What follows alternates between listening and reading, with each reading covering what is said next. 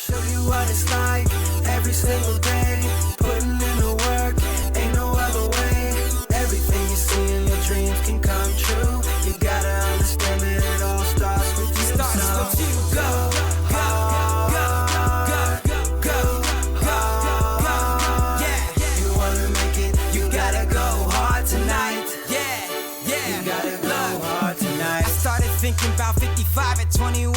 Had my wisest friend telling me my dreams were starting young. I let go of that extra baggage I carried inside my pocket. What's up, everybody? I'm Montezz Allen. I'm strong, empowered, and most importantly, classy. Nice. I'm Kristen Hayman, and you all know I'm strong, empowered, and classy. And you're watching the Strong, Empowered, and Classy Project. Got that right. I'm excited. Me too. I'm always excited. So I want to start off Okay. by letting you go ahead and introduce yourself to the audience. Well, my name is Montezz Allen. I'm from Detroit, Michigan, West Side, 7 Mile. Yeah. I don't know. Most people might not know that in Chicago, That's but what's 7 up. miles of street. Grew up on the West Side again. Went to Shokes Elementary School, then okay. Bovian Middle School, then Mumford. Then I graduated from Winers Academy and played basketball my entire life, and just a child of God. Hey, child of God, I hear that. That's just me in a nutshell. Well, that's perfect. That gets me to my first question. Okay. In the Strong, Empowered, and Classy Project. Let's do it. I want to know, where do you get your strength from? I think you may be strong. You said you're strong, empowered, and classy. Well, I was lifting weights earlier today. But, well, number one, you get your strength from God. Hey. That's where you get your strength from, first and foremost. But then after that, it trickles down to my mother. My mother is the strongest black woman I've ever seen. Really? I mean, she has, 3 of us. She's doing everything on her own. She's a single parent.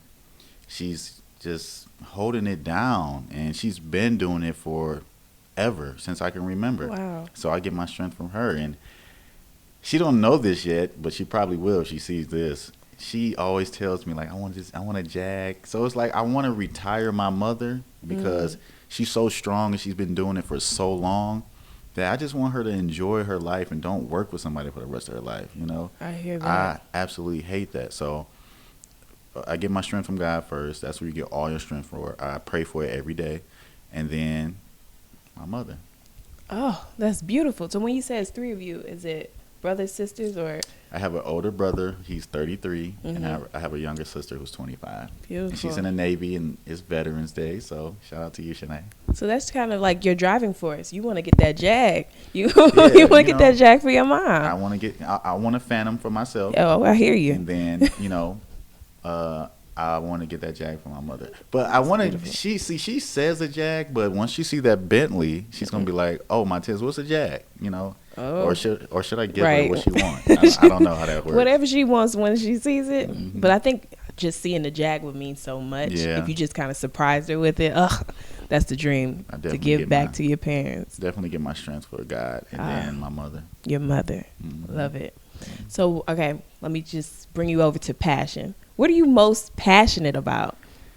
Well, that's a great question. Providing for my family, my future family, and that's my passion. But like being an entrepreneur, I don't want to work for somebody for the rest of my life. I hear you. And I understand you have to. My mother tells me all the time, you have to crawl before you walk. So I understand that who I'm working for at the moment, you have to do your best. And another thing, hopefully I'm not changing the subject.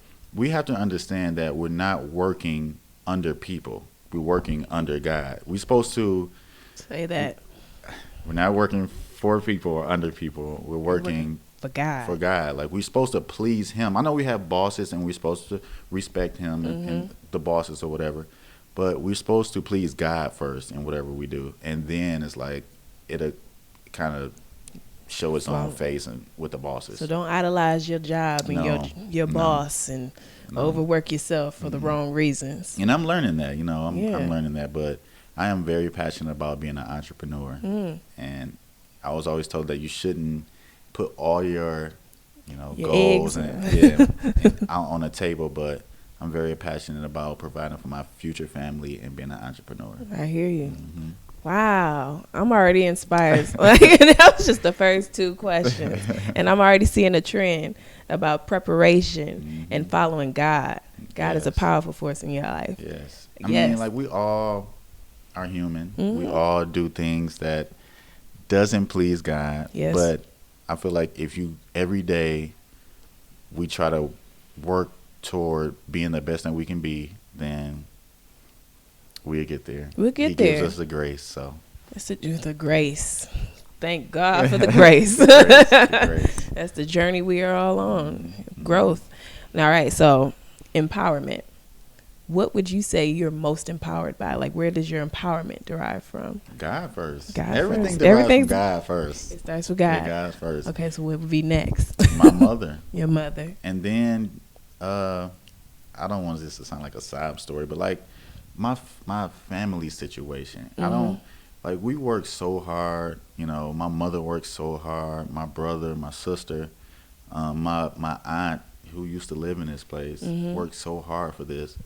And that's just on a daily basis. That's the only thing I think about is just that type of empowerment. And I'm just working to just end all this, you know. Yeah. And being an entrepreneur, I think that's where it's going to end.